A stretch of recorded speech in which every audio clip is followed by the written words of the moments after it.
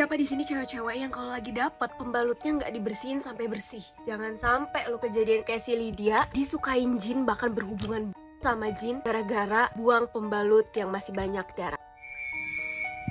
Kembali lagi di cerita horor, dan kali ini cerita horor ini khusus untuk cewek-cewek, apalagi yang lagi dapet nih. Sekarang dengerin sampai habis. Ini ceritanya gue baca dari Thread, dan ini merupakan kisah nyata yang dialamin sama temen penulis Thread ini. Kejadian ini dialami sama Lydia waktu dia SMA. Lydia ini termasuk orang yang gak terlalu percaya sama hantu, tapi dia tahu nih mereka tuh ada. Tapi ya udah, selama gak diganggu, mereka juga gak akan ganggu. Sampai ada satu kejadian yang membuat Lydia ini percaya gak percaya dengan apa yang dialaminya. Lydia ini pernah sakit yang lama banget, seluruh badannya bener-bener ngilu, bahkan dia tuh sampai diopname karena sekujur tubuhnya ini lebam merah-merah. Nah, kebetulan si penulisnya ini, kita sebut saja Ria lah ya. Nah, Ria ini bersama teman-teman yang lainnya ini mau ngejenguk si Lydia. Pas mereka sampai sana, mereka tuh shock banget dengan kondisinya Lydia karena bener-bener badannya tuh tinggal tulang sama kulit aja, bener-bener sekurus itu. Dan pada saat mereka jenguk ini, pas banget Lydia ini ternyata mau diruqyah sama keluarganya. Jadi di sana itu ada ustadz. Si Lydia nih saking kurusnya, dia tuh nggak bisa berdiri sendiri, nggak kuat, matanya melotot, dan dia juga bisa nyabut rambutnya menggunakan tangannya sampai botak.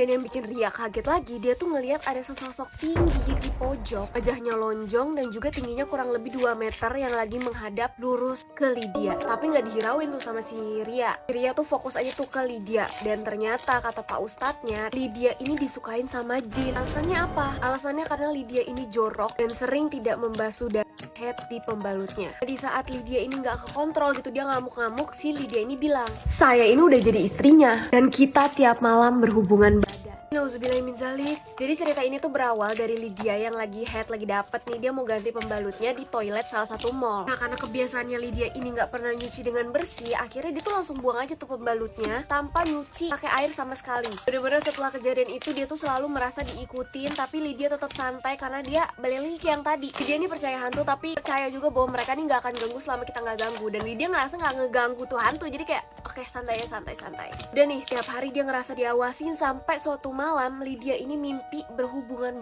dengan seorang pria tampan. Awalnya Lydia mikir ini cuma bunga tidur aja deh, pokoknya mimpi biasa aja, tapi terjadi setiap malam. Mimpi itu terus berulang, berat badan Lydia ini juga terus menurun, dan dia benar-benar stres banget sampai di tahap dia tuh takut tidur. Ibunya Lydia sendiri juga ngerasa aneh dengan perawakan anaknya yang semakin hari tuh semakin berubah. Wajahnya nggak seperti biasa, selalu kelihatan pucat, dan tiap hari makin kurus. Suatu pagi ibunya Lydia ini mendapati Lydia dengan kondisi matanya udah ngeliat ke atas dan nggak merespon saat dibangunkan.